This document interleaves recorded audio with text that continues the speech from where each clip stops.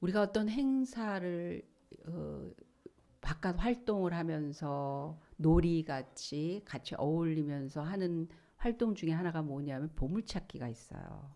예.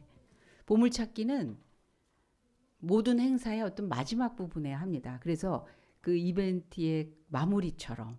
근데 굉장히 즐겁고 기대되고, 왜냐면 내가 찾은 만큼 내 거가 되는 거니까. 근데 이 보물찾기가 왜 쉽지 않냐면, 특별한 데 있으면 특별한 것부터 찾잖아요. 막 남이 생각하기 어려운 것, 어, 손이 닿지 않는 곳, 모양이 보기에도 벌써 이거 남다른 곳, 이런 데는 그런 데 눈에 띄죠. 왜냐면 보물이니까. 근데 보물찾기가 어려운 건 그냥 평소에 있었던 똑같은 상황이에요. 똑같은 자리고 똑같은 환경이고 그냥 흔해요. 나무들이 쭉 있는 야외. 그래서 거기서 어울려서 같이 뛰어놀고 밥도 먹고 막 그랬는데, 왔다 갔다 하면서 한 번도 눈에 띄지 않았는데, 네, 2부 순서 모르게 그냥 슬쩍 나가세요, 얼른. 그런데 보물을 찾으려는 거예요. 여기 보물이 있을 거라는 거예요. 근데 한 번 찾기 시작하면, 아, 이런 데쯤 있겠다는 걸 알아요. 근데 못 찾는 사람은 끝까지 못 찾아요. 어디 있는지. 그래서 남이 찾아줘야 돼. 그래서 다른 사람이 막 티켓 대신 줘야 돼. 이거 여기서 찾아내서 저기서 조그만 종이 쪽지인데 나무 사이에 뭐 어떤 의자 밑에 뭐 어떤 틈새에 그냥 있는 곳이에요. 항상 있었던 곳이에요. 흔한 곳이에요. 그런데 거기에 보물이 있다고요. 예수님은 그 보물 찾기와 같습니다. 그냥 흔해요. 일상생활 속에 그냥 살아가는 동안 남들도 다 똑같은 걸 먹고 살면서 듣고 보고 배우고 경험하고 똑같은 기회인데, 누구는 거기서 보물을 찾아요. 누구는 거기서 도대체 무슨 얘기야, 무슨 소리인지도 못 알아듣겠어. 어디 있는 거야? 어떻게 느껴야 돼? 어떻게 알아야 돼? 그렇습니다. 같은 자리에서 인생이 확 바뀌는 사람이 있고, 평생 왔다 갔다 했는데 난 그런 감동 없대. 나는 그런 거 잘 모르겠는데. 그냥 자기 생각, 자기 가지고 있는 실력, 자기가 알고 있는 그 수준 그대로 머물러 있는. 뭐 어떻게 전환되고 뭐 정말 특별한 사건으로 뒤집어지고 인생이 막 완전히 새로워지고, 어떻게 그런 일이 있어? 그런 기적? 그 누구가 경험하는 거야? 어떻게 하는 거야? 잘 모를 경우가 얼마든지 있을 수 있는 거예요. 보물이어서 그렇습니다. 성탄절은 하나님께서 우리에게 찾아오셨다는 날이에요. 우리를 사랑하시고 우리처럼 되시는 거. 신이 피조물, 자기가 지은 피조물의 형태를 입었다라는 건 우리가 개가 될 수는 없잖아요. 우리가 짐승이 될 수는 없잖아요. 우리가 만든 장난감이 될 수는 없잖아요. 우리가 그걸 즐거움으로 재미로 필요에 의해서 만들어서 쓰면 썼지. 내가 만들어 놓고 내가 똑같은 그런 존재가 된다라는 거는 참, 이거는 굉장한 이유와 목적과 뜻이 있지 않으면 일부러 그러기는 어려워요. 있을 수 없는 거예요. 그런데 사람의 몸을 입고 오셨다는 거예요, 하나님께서. 왜? 그 사람을 위해서. 그래서 그 의대와 은총과 그 뜻을, 그 의미를 내 것으로 받아들인 사람은 예수님을 만났다, 믿었다, 경험했다 하는 그 순간서부터는 그 예수님 따라서 똑같이 보고 듣고 느끼고 그 방향으로 살아갈 수밖에 없어요. 이 세상에서 이게 다라고 생각했던 게 아닌 걸 알거든요. 이러면 되겠다라고 생각했던 방법 틀렸거든. 이게 진짜 나한테 좋은 거겠거니 행복이겠거니 했던 게 아니더라가 되거든요. 땅은 그냥 땅일 뿐이에요. 그런데 땅은 하늘을 보게 하지 않아요. 땅 계속 쳐다보세요. 하늘이 보이나. 근데 땅에서 배신당하고, 땅에서 헛수고하고, 땅에서 수확이 안 되고, 땅이 허무하고 아무것도 아닌 그 순간에 이간에 이렇게 고개가 올라가게 돼 있어요. 한탄하고 한심하고 답답하고 염려되고 무능해지면 고개가 위로 올라가게 돼 있어요. 하나님이 만드셨기 때문에 그래요. 신이 우리를 만드셨을 때 진짜 바라봐야 될 게 어디냐면 위기 때문에 그래요. 어떡하지? 사람 보이던 거 이거 쫓아다닐 때는 아직 그래도 살만해서 그래. 땅이 그래도 뭔가 있겠지? 심으면 뭐가 나오겠지? 나와요. 나오는데 지나고 보면 헛거야. 허무해. 다가 아니야. 이게 전부야. 내가 깊이 모든 걸 투자하고 진액을 쏟고 거기에 인생을 걸었던 것만큼 수확되지 않아요. 땅은. 그냥 소모품이에요. 필요한 것 거두고 마는 거예요. 의미와 영원한 가치가 거기서 나오지 않아요. 그래서 그런 데서 허무해지면 그때는 우리가 고개가 위로 올라간다. 하늘을 보게 된다. 그래서 위로부터 오신 분이 우리에게 구원과 은총과 사랑과 회복과 모든 좋은 것을 주시고 나면 우리는 자꾸 위를 보게 돼 있어요. 그 주님, 하나님, 하늘에 속한 것들이 우리에게 중요한 방향이 되고 의미가 되고 그 뜻을 따라 살아가게 된다고요. 우리 인간을 향한 사람, 나를 향한 하나님의 자비와 사랑이 나타난 그 증거의 날, 그분이 오셨다고 하는 것은 증거의 날이고, 그래서 우리는 그 하나님을 향해서 노래하게 되고 찬양하게 되고 섬기게 되고 바라보게 되고 하는 그런 기쁨과 진정한 기쁨과 평화의 절기가 이 성탄절입니다. 근데 아까 우리 어린 설교에서 들었지만 그렇다면 나는 어디서 어떻게 어떤 방법으로 예수님을 만나는 걸 기대하나. 오늘 본문을 보면 우리 성탄절 성극, 연극하거나 크리스마스 카드에도 그렇고 그 영화에서도 그렇고 보면요. 맨 마지막에 마리아가 예수님을 안고 나오는 게 맨 마지막 이제 그 연극의 클라이막스죠. 그러고 나서 경배합니다. 근데 그 이전에 이 무대에 보면요. 장엄하고 화려하고 아름답고 한 그 변죽이 먼저 올려지는 거예요. 조연이. 그래서 동방박사 세 분이 막 진짜 낙타 타고 그 멀리서 별 나오죠. 별이 움직이는 걸 보고 이 세상에 구원하시는 구세주가 어디서 나셨다. 저 별을 따라가자. 그걸 기다리고 사모하고 마음으로 막 정말 열린 마음으로 고대했던 그 신앙의 눈으로 동방박사 세 명은 멀리서 선물 들고 옵니다. 위대합니다. 그 찬양이 울려 퍼지죠. 천사 나타나죠. 여러분 우리가 꿈에라도 천사를 본 사람과 안 본 사람으로 신앙이 갈라지는 거예요. 천사 보신 분 눈 깜빡깜빡 해보세요. 좀 자다가 천사 한 번 봤어요. 아니 환상으로 기도하는데 천사가 나타나더라고요. 나한테 뭐라고 그랬어요. 평생 울고 먹습니다. 어깨 뽕 들어가요. 이 경험이 얼마나 대단한지. 히브리서 1장에는 천사는 너희보다 못한 종으로 만들었는데 너희는 왜 천사를 숭배하냐? 그렇게 말씀하셨어요. 그치만 우리는 이렇게 신비한 체험이고 놀라운 존재니까 괜히 내가 업그레이드 된 것 같은 그런 생각이 들죠. 그 예수님의 탄생에 등장하는 등장하는 종류 중에 하나가 천사입니다. 천사가 웅장하게 나타나서 막 목자들을 독려하고 예수님의 그 탄생한 그 자리로 막 이끌어갑니다. 목자들 나오죠. 밤새 그 많은 사람들 가운데 이 세상에 그 자리에 있었던 사람들 가운데서는 목자를 따로 부르세요. 동방박사 오죠. 많은 낙타 있죠. 소양들도 같이 예수님의 탄생을 들여다보죠. 그 장면들이요 너무너무 아름다우면서 웅장하면서 장엄합니다. 그런데 예수님은 아기로 마리아 엄마 품에 이렇게 안겨 있는 그래서 그냥 찬양하고 끝나는 거예요. 누가 진짜 주인공이고 진짜 왜 그분에게 초점을 맞춰야 되는지. 아름답습니다.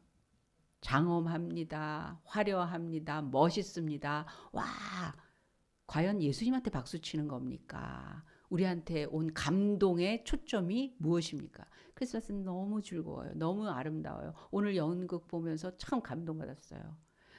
여관을 찾으러 갔을 때 방이 없다고 쫓겨난 얘기도 있고, 그러니까 짠한 마음 아픈 것도 있고, 여러 가지 우리의 마음을 울리는 감성을 터치하는 사건들이 소소하게 많아요.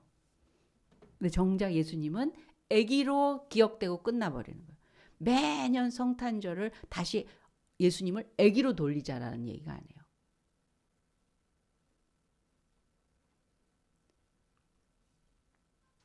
그러니까 우리가 때때로 보물찾기에서 보물은 정말 그 생일 파티에서 생일 맞은 그 주인공이 없던 것처럼, 그러고도 즐거울 수 있는 그런 일이 된다면 우리는 굉장히 중요한 거를 놓치고 잃어버리고 오히려 예수님이 오시면 어떻게 된다가 없는 거예요. 예수님이 계시기 때문에 이제는 하는 그 뒤에 나오는 문장이 우리 삶이 돼야 되는데, 그거 없이 계속 예수님 그 단어만 가지고 있는 삶이 된다면 그거야말로 신앙의 실패고 하나님의 의도와 뜻에서 아무 의미가 없는 거고, 우리 인생에도 마찬가지로 담아져야 될 예수님이 없는 그런 믿음 아닌 믿음 생활을 하게 되는 걸 것입니다. 성경에도 보면 마가복음 4장에 우리 프린트물에도 기록을 해놨습니다. 거기 보면 예수님이 제자들을 데리고 다니면서 사역을 하십니다. 그런데 어느 날 배를 타고 가는데 이 배가 풍랑을 만났어요. 그래서 배가 막 흔들리고 막 뒤집어지고 이제 물에 빠져서 파손될 수 있을 그런 위기가 왔는데 예수님 주무시는 거예요. 그 배에 타신 예수님이 주무시는 거예요. 그래서 뭐 물도 퍼내고 뭐 애를 썼겠죠. 그런데 결국 이제는 그 공격, 그 자연의 공격 속에서 더 이상 살 수 없을 것 같은 상황이 딱 되니까 그 주님한테 이렇게 말합니다. 주여, 우리가 죽게 된 것을 돌아보시지 아니하니나이까. 우리가 죽게 된 것을 돌보지 아니하시나이까. 그러는 거예요. 제자들은 주님이 이미 거기 계시다라는 것 자체가 파도와 그 배 그 완전히 그 풍랑에 흔들려서 깨지고 이런 상황을 충분히 이겨내고 극복하고 해결하실 주님이 계시다라는 그 주님에다 초점 맞추는 게 아니라 파도를 보는 거예요. 배가 어려워진 걸, 내가 지금 견디기 힘든 이 고통, 여기에다가 초점을 맞춘 거예요. 거기에 계시다라는 자체, 돌보시기 위해서 그 초라하고 허름한 배에 함께 계시다라는 그 주님을 보는 게 아니라 그분은 잊어버리고 내가 겪고 있는 이 상황과 사건, 거기에다가 초점을 맞추고 있는 거예요. 그렇기 때문에 풍랑치는 삶의 문제에 직면한 우리는 언제나 어떻게 하면 좋은지 걱정, 염려 안 되는 거, 그리고 미래가 불확실한 거, 그리고 주님은 어디 계신 거, 주님은 어디 계시다라는 정보, 이걸로 결국 현실은 아무런 차이가 없더라는 거예요. 예수님이 이 땅과 나의 삶 가운데에 구세주로 오셨다라는 증거가 있어요. 그분을 보고 그분 안에 있으며 그분과 함께하면 그분이 왜 이 자리에 계신가에 대해서 그 의미를 갖게 된다면 증거가 나타나기 시작해요. 그 증거가 뭐냐? 그 증거는 우리에게 어떻게 시작됐느냐? 여러분 먼저 띄워주시기 바랍니다. 이 사람이 누군지 아세요? 아시는 분 계세요? 이 사람의 이름은 빅터 베스코버라는 이름을 가진 사람입니다. 인류 역사상 가장 깊은 곳까지 다녀온 사람이에요. 특수 제작된 잠수정을 타고 마리아나 해구의 수심이 몇 미터까지 내려갔을 것 같아요, 이 사람이. 몇 미터까지 내려갔을까? 사람들이 아무리 기구를 타고 가도 수압에 우리 몸이 우리 안에도 이 안에 기압이 있거든요. 그 기압이 바깥과 너무 차이가 나면 못 견디고 핏줄이 터지고 막 다 터져 나가죠. 그런데 얼마나 강인한 그 육체적인 훈련을 쌓고 계속 연습을 했는지 이분이 이 바다 밑 어디까지 바다가 그렇게 깊은가요? 정말 이 사람이 내려간 곳이 몇 미터냐면 1924m까지 내려갔어요. 여러분 1m 생각해 보세요. 10m 생각해 보세요. 100m 생각해 보세요. 100m 달리기 1km를 생각해 보세요. 1km 만이에요. 만. 1924m. 어마어마한 데까지 다녀온 사람이에요. 반대로 가장 높은 곳까지 다녀온 사람이 있어요. 다음에 띄워주세요. 이게 뭘까요? 아폴로 13호. 아폴로 13호를 아시는 분 고개 끄덕끄덕 해보세요. 네, 저와 같이 가십니다 지금. 그때 달 착륙했을 때 우리나라 휴일이었어요. 휴일. 학교 안 갔어요. 저. 무슨 날이라고 쎄. 전 세계가 놀았어요. 경사예요. 경사. 그런데 가장 높은 곳으로 인류 가운데 올라간 아폴로 13호 승무원들 3명이었는데 그중에 한 분이 광림교회에 와서 간증하셨어요. 그분이 와서 그런 얘기 하시더라고요. 어떤 분이 자기한테 물어보더래요. 외계인이 있더냐 달에 갔더니. 그게 그렇게 궁금했던 거예요. 왜 그런 이상한 또 얘기들도 있었거든요. 거기 그 어디 보면 뭐가 발자국이 어떻게 있다 막 그랬거든요. 우주선이 고장 왜 높이라고 얘기를 하냐면 원래보다 더 높이 올라갔던 게 우주선이 고장을 일으키는 바람에 목적지였던 달 앞면에 착륙하지 못하고 달을 크게 돌았대요. 더 높이. 그래서 유턴해야 됐었다는 거예요. 덕분에 가장 높은 고도에 도달한 유인 우주선 탑승자로 기록되었습니다. 인류 역사상 유례없는 정말 불멸의 기록 보유자들이에요. 그런데 예수님이 세운 기록 앞에는 명함을 내밀 수 없습니다. 높고 높은 하늘 보좌에서 가장 낮고 낮은 구유 위로 오신 분이기 때문에 그렇습니다. 누구보다 높은 곳에 계시던 분이 누구보다 낮은 자리로 임하신 거예요. 그러니까 그렇기 때문에 베스코보나 아폴로 13호가 이런 어마어마한 기록을 세웠을지라도 아무리 대단해도 전 세계 사람들이 이 기록을 매년 축하하고 노래 부르고 카드 써주고 나누고 선물 주고 감사하고 찬양하고 예배하진 않아요. 근데 성찬절에는 사람들이 기뻐하고 소외된 이웃까지 돌아보고 이날을 계속 추억하고 기념합니다. 가장 높으신 하나님의 아들이 가장 낮은 곳으로 임하신 일이 그렇게 특별한 사건이기 때문에 그렇습니다. 근데 왜 그러셨냐는 거예요. 오로지 사랑입니다. 사랑. 이거는 이 기록은 깨질 수 없는 기록이에요. 그 누가 어떤 일을 했어도 주님이 가지고 계신 기록은 깨질 수 없어요. 왜?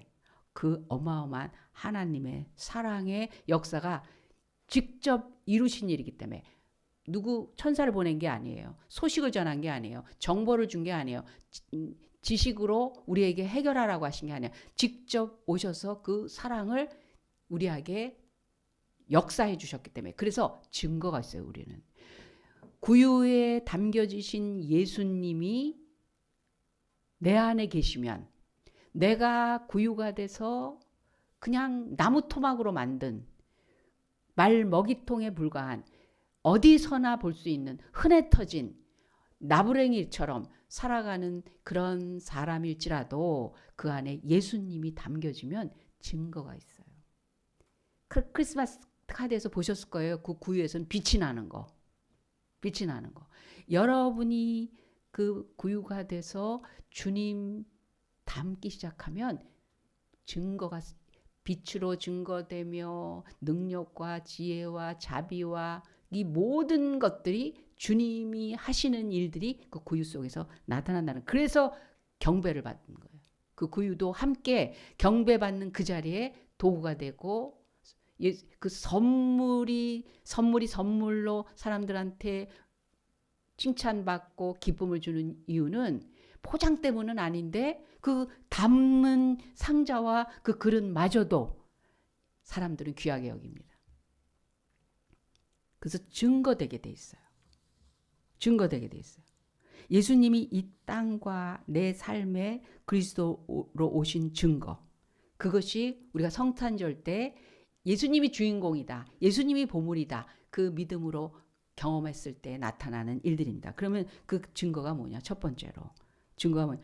평화입니다. 증거가 평화예요. 왜냐하면 이때 로마가 이스라엘을 통치하고 그야말로 식민지로, 왜냐하면 로마는 전 유럽을 다 지배하고 있었을 때예요. 옥타비아누스라는 황제가 로마를 확장해서 유럽을 전부 지배할 때예요. 그래서 어떤 식으로 통치를 하게 됐냐면 전쟁을 일으켜서 남의 나라를 이제 먹는 거죠. 그러고 나면 로마가 평화가 오는 거예요. 이 나라를 지배하고 로마는 평화고, 이 나라를 침략해서 로마는 평화고, 확장되고 부유해지고 높아지고 마음대로 할 수 있고 다 와서 굽신굽신하고 로마 법대로 하고 로마를 위해서 하고, 그러니까 로마 평화가 왔다고 한 거예요. 그래서 팍스 로마라라는 말을 만든 거예요. 옥타비아누스가. 로마의 평화. 그거를 빗대서 누가복음과 사도행전을 기록한 누가, 하나님께서 누가를 통해서 그리스도를 평강의 왕으로 말씀하십니다. 평강이란 누구 거를 가지고 내가 높아졌다고 평강이 아니라는 거예요. 누구에게 평화가 치우치는 게 평화가 아니라는 거예요. 이긴 자, 승자가 갖는 평화가 진정한 평화가 아니라는 거예요. 있는 자, 없는 자, 가난한 자, 어려운 자, 병든 자, 이 세상에 살면서 정말 비교할 때 누구보다 약하다 하는 자 차별 없이 모든 자에게 평화가 임할 때 그게 진정한 평화라는 거예요. 그 주님이 오셨다라는 걸 가지고 내가 그 주님을 생각하고 그분 안에서 경험된 걸 느낄 때 이 안에서 솟아나오는 거 뭐냐면 평화라는 거예요. 여러분, 평화는요 컨디션이 아니에요. 평화는 모양이 아니에요. 분위기가 아니에요. 그런 능력이 없어요. 이렇게 보면 덩치가 있어서 덩치가 있고 막 우락부락하지 않으니까 살덩어리인 줄 알았어요. 저도. 아, 살이 좀 많구나 그렇게 생각했어요. 그래서 이렇게 만져봤어. 휘재를 만져봤어. 상철이를 만져봤어 제가. 상준이도 만져봤어요. 이야, 대한민국 문제 없어요. 그 젊은 청년들이 이 돌덩어리도 그런 돌덩어리가 없어. 그래서 찌르는데 이렇게 탕 치면 치는 사람이 나가 자빠질 것 같아. 튕겨져 나갈 것 같아. 이 반작용이 더 클 것 같아. 왜냐하면 너무 단단하니까 치는 게 느껴지지도 않는 것 같아. 오히려 튕겨져 나가죠. 여러분, 평화는 그런 거예요. 내 안에 있는 그 내공이 얼마나 강한지, 풍랑이 오던 사건이 생기던 억울함이 있던 공격이 오던 외세 그 어려운 상황과 환경들이 있건 전혀 거기에 영향을 받지 않을 수 있는 내공이 있는 거예요. 성경에 예수님이 어떤 모습으로 요한복음에 기록되어 있냐면 마태, 마가, 누가는 구원자 예수 그리스도 우리를 위해서 핍박당하시고 고통당하시고 누명 쓰시고 매 맞으시고 죽음당하시고 한 정말 구세주로, 그래서 그분의 그 연약해지신 그 아프신 그런 부분에 대해서 많이 그리고 있어요. 근데 요한은 전혀 그렇지 않아요. 요한복음은 좀 달라요. 요한은 예수님을 가룟 유다가 로마 병정을 데리고 밤에 잡으러 옵니다. 아니, 마지막 만찬 다 잘하고 가서 네가 할 일을 속히 하라 그렇게 말씀하시니까 가서 로마 병정을 데리고 옵니다. 밤중이니까 사람들이 웅기중기 있는 바람에 예수님이 누군지 몰라요. 로마 군인들이. 그러니까 예수가 어딨냐, 예수가 누구냐 잡으러 왔는데 몽둥이 들고. 그랬더니 예수님이 탁 내로다 내니라 이렇게 얘기하세요. 그러니까 요한복음에 보면 그래. 내니라 하는 말에 로마군들이 그 얘기를 듣자 나가 자빠졌다고 그래요. 영역으로. 그러면서 나니까 날 잡아가. 그리고 이 사람들에겐 손대지 마라. 이 사람들을 보내라. 우리 영화에 그런 거 봤잖아요. 주인공이 나를 잡아가쇼. 그 대신 이 사람들을 다 풀어주쇼. 막 이러잖아요. 아, 너무 멋있으셔 우리 주님. 마지막 순간에 고난당하시는 주님, 불쌍하신 주님, 얼마나 아프셨을까? 예, 그것도 있지만 요한은 정말 영적인 왕, 영웅, 위대하신 구원자, 최고 내니라. 그 말에 자기네들이 자빠져. 그러고 막 일어나. 다시 일어나서 그러면 내니라 그랬으면 가시죠 그래야 되잖아요. 갑자기 포승줄로 막 묶어. 그리고 끌고 가. 바보들 같아. 전혀 평화를 잃어버리시지 않아요. 그럴 수 있어. 그리고 이들의 죄를 이들에게 돌리지 마옵소서. 저들이 하는 일을 알지 못하나이다. 그렇게 말씀하세요. 요셉도 그랬어요. 아브라함도 그랬어요. 처음엔 어리버리하고 연약하고 어떻게 돼야 될지 모르는 그런 출발이었어요. 그런데 하나님의 그 은혜가, 하나님의 사랑이, 하나님에 대한 그 열망이 이 안에 자비와 긍휼을 경험하고 이 안에 채우고 나니까 다 내줘. 롯한테도 너 먼저 가. 너가 갖고 싶은 거 가져가. 우물을 메꾸면 다른 데 가서 또 파지 뭐. 또 파지 뭐. 10번이라도 움직여요. 이게 평화인 거예요. 거기에 실족하고 넘어지고 비교당하고 이기고 지고 놨다 못하다 열등감 우월감 그게 없어요. 다 모두에게 평화가 임해요.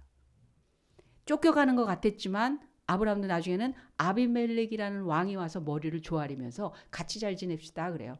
아니 내 우물 자꾸 메꾸고 우물 못 쓰게 그렇게 하더니 와서 또 나보고 하친하자고 그러냐. 나는 너희들하고 싸울 생각 없었다. 그랬더니 난 모르는 일이야. 우리 잘 약조 맺고 하친하게 지내자. 자기에게 원수 같은 짓을 했던 사람들조차도 나중에 알아보는 때가 와요.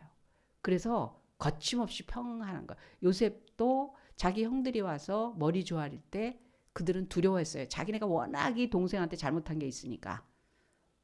혹시나 이제 와서 자기네 버릴까 봐. 이제 그만 필요 없으니까 나가세요. 도와주는 거 멈출까 봐.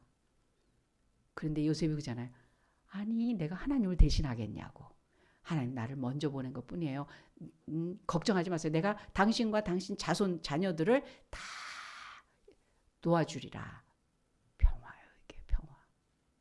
주님이 구유에 누이신 걸 볼 때 나라는 구유에 담아지시는 그 순간 내게 찾아온 게 평화예요. 나를 아시고 지키시고 도우시고 살리시고 끝까지 나와 함께 하시는 그 주님이 내 안에서 증거되는 거예요. 평안으로. 아셔. 하나님 나를 이끌어 주셔. 약속을 반드시 성취하시는 분. 하나님의 은혜와 자비는 그침이 없다는 거. 끝까지 영원히 함께 하시는 분이라는 거. 그거 믿음으로 그 은혜로 주님을 닮고 보면 그 사람 삶에는 평안이 있다는 거예요. 그 사람 옆에는 함께 있을 때 평안을 같이 갖게 되는 거예요. 저러면 되겠구나. 아, 이게 길이구나. 이게 답이구나. 그래서 요동치던 마음과 삶의 그 방향들이 방황하던 것들이 하나님 안에서 한쪽 길로 은혜의 길로 평안의 길로 하나님이 도와주시는 그 지켜주시는 길로 평안히 갈 수 있다는 거예요. 지금 뭐 여러 거에 흔들리지 않더라는 거예요. 두 번째 증거는 뭐냐면 그분은 생명을 주러 오신 분이에요. 그래서 사는 사람이 되는 거예요. 사는 사람. 죽어라 하는 사람이 아니라 이것도 힘들고 저것도 힘들고 안 되는 거 많고 걱정거리 많고 오늘은 괜찮은데 내일은 모르겠고 오늘 이 걱정은 내일은 될지 안 될지 모르고 이제까지는 잘 됐지만 또 모르고 이런 내가 주인공인 인생에서 주님을 담아내고 나면 주님이 살리는 일이 되더라는 거예요. 그리고 그 살리는 일은 매일매일 새롭게 하시는 은혜까지. 생명이 있으면요 매일 다릅니다. 죽으면 마지막 모습이 끝이에요. 그래서 더 이상 기대할 것도 없고 그냥 그렇게 사는 거예요. 우리 안에 죽음이 왕노릇하니까 기대가 없는 거예요. 죽음의 능력이 나를 지배하면 부정적이 될 수밖에 없는 거예요. 안 되는 게 더 크게 느껴지고 그것 때문에 기대하기가 싫어지고 기대했다 실망하지 않으려고 더 최악의 상태를 더 먼저 얘기하는 거예요. 병원에 가면 서명을 하라 그러죠. 수술하기 전에, 뭐 하기 전에. 왜? 수술하다가 죽을 수도 있습니다. 뭐 이렇게 될 수도 있습니다. 그거에 책임 의사가 병원에 앉습니다. 그런데도 수술하길 바라십니까? 그러면 보호자나 뭐 어떤 데 본인이 합니다. 그래서 의사가 검진하면서 진단할 때 항상 최악의 얘기를 해요. 최악의. 안 될 수도 있다는 거예요. 어떻게 하냐는 거예요. 의사들이 분명히 얘기합니다. 자기네는 치료하는 사람들이 아니라 도와주는 사람들이라고. 헬퍼지. 신이 치료하지. 인간은 이 병에 대해서 요렇게도 해보고 저렇게도 해보고 약을 써서, 왜냐면 이 안에 자생력이, 그 약을 받아서 내 안에 있는 자생력이 그 약의 효과를 가지고 힘을 낼 때 고쳐진다는 거예요. 자생력이 있어야 된다는 거예요. 면역성이 살아나야 된다는 거예요. 가만히만 있어도 약이 와서 막 수술을 해버리고 나니까 다 그게 아니라는 거예요. 내가 힘을 내야 된다는 거예요. 생명력이 있을 때 약도 효과가 있는 거고 뭐 어떤 도움도 받아서 새로워질 수 있는 거라고요. 그 생명력을 가지고 우리에게 찾아오신 거예요. 그래서 희망 없는 인간, 그 인생거리들이, 오른편 강도 같은 사람들이 미래에 대해서 소망을 갖게 하시는 거예요. 당신 나라 임하거든 나를 기억해 주세요. 감히 평생 못 쓸 짓만 했는데도 선한 미래에 대한 삶을 찾기를 원해 소망을 갖는 사람이 될 수 있다라는 거예요. 주님이 내 안에 오셨으면 내가 주님을 담아내는 받아들이는 그 영혼이 된다면 주님은 반드시 그걸로 증명하실 것입니다. 그만둘래 하는데도 다시 일어날 수 있는 힘을 주시는, 내 생각이 왜 바뀌는지 모르게 바뀌게 되는 그 주님을 붙들고 싶고 따라가고 싶고, 그래서 결국 과연 맞더라. 주님이 이런 분이더라. 그리고 그게 일회성이 아니라 한번 교회 다니니까 그냥 그때는 좋았는데요 이거 아니라 매일매일 새롭게 성경 말씀에 거듭나게 하시며 새롭게 하시며. 그래서 어제하고 달라요. 1년 전하고 달라요. 앞으로 우리는, 여러분 나이 먹으면 늙어가는 거로 생각하잖아요. 성경은 겉사람은 후패하나 속사람은 날로 새롭도다. 예전보다 나아요. 저도. 여러분들도 저만 그런가? 옆 사람 보세요. 그쪽은 어떠냐고. 그쪽은 어떠냐. 그러니까 봐요. 너무 좋아서 지금 막 웃으셔. 어떠냐고 그랬더니 막 웃으셔. 남태욱 성도님 너무 좋아서.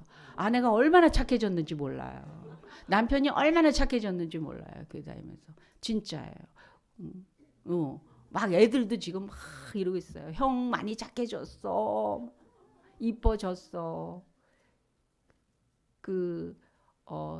주야간센터 회의를 했는데 교회에서 저희 교회 빌려줘서 3개월에 한 번씩 하거든요. 근데 제가 이번에 갈 수가 없어서 유상희 집사님을 대신 보냈어요. 그때 전화 왔어요. 아우 너무너무 잘 도와주셔갖고 잘했다고. 그러면서 제 동생인 줄 알았대요. 동글동글하게 생겨가지고. 좋은 거죠. 비슷해진 거 더군다나 전에 가족 수양회를 갔는데 그 가족 수양회는 교회에서 리버사이드 그 굉장히 좋은 곳이었잖아요. 그 교회에서 한 곳이었어요. 그래서 거기 교회가 있고 예배 인도하시고 하는 목사님이 계셨어요. 그 목사님이 저한테 그러는 거예요. 이 교회 교인들은 다 똑같이 생겼어요. 근데 그때 갑자기 형집사님 확 지나갔어요. 봐요, 목사님하고 똑같이 생겼지. 나는 형집사님 저랑 같이 비슷하게 생겼다는 말에 깜짝 놀랐어요. 형집사님 제일 처음에 만났을 때 팔각이었어요, 얼굴이. 각이 있는 대로 짓더라고요. 근데 오각으로 변해도 요즘 사각이야. 동글동글해지셔. 비슷비슷하게 생겼대요. 우리가 얼굴도 뭐 그 모양 그거는 뭐 지나가는 얘기일 수 있어요. 그거 나이 들면서 그거 이렇게 뼈가 깎이기가 쉽지 않고 뼈 깎는데 성형수술 얼마인 줄 아세요? 1,000대야. 얼굴 깎으러 온 애를 봤어요. 저희 사돈네가 외과 의사였어요. 그런데 그 의사가 그러더라고요. 와서 얼굴 깎아달라는 사람이 있대요. 자기 딸을, 어린 딸을, 10대 딸을 데려와서 얘를 깎아달라고 하는 엄마가 있대요. 그래서 자기가 그랬대요. 호박에다 줄 군다고 수박 되는 거 아니라고. 너무 잔인하게. 그런 식으로 너무 이뻐진다는 게 답이 아니다. 이렇게 얘기를 했다는 거죠. 겉사람은 후패하나 속사람은 날로 새롭도다. 우리 점점 달라지고 있어요. 나아지고 있어요. 기대할만 해요. 애들 얘는 괜찮은데 얘는 아니에요. 제가 여러분의 정체를 알잖아요. 시작할 때를 알잖아요. 얼마나 정말 성도의 참된 모습 날마다 우리 아이들 어른들 다 가족들 그렇습니다. 주님이 오셨다는 거에서 우린 크게 평강과 평화와 생명력 새로워지는 날마다 새로워지는 달라진 그 은혜를 주시는 주님을 여러분 만끽하고 그걸 나만의 것이 아니라 그것을 다른 사람들에게 충분히 나눠주고 정말 전기 오르듯이 전달하는 그런 은혜가 가득 찬 성탄절로 여러분 축복받으시기 바랍니다. 기도하겠습니다. 주님 감사합니다. 주님 구유에 찾아오심 감사합니다. 높고 높은 위대한 궁중의 귀족과 왕족으로 오신 것이 아니라 구유와 같은 우리 심령 속에 찾아오심 너무나 감사합니다. 구유로 주님 영접합니다. 보배로우신 보물 되시는 주님, 빛나시는 주님 우리 안에서 내 안에서 평강으로 역사하여 주시옵소서. 생명으로 충만한 그래서 날마다 새로워지는 다시 태어나는 하나님의 하늘에 속한 자로 맛보며 살아가는 그 믿음의 능력자로 증거해 주시옵소서. 그렇게 살겠나이다. 그렇게 이루겠나이다.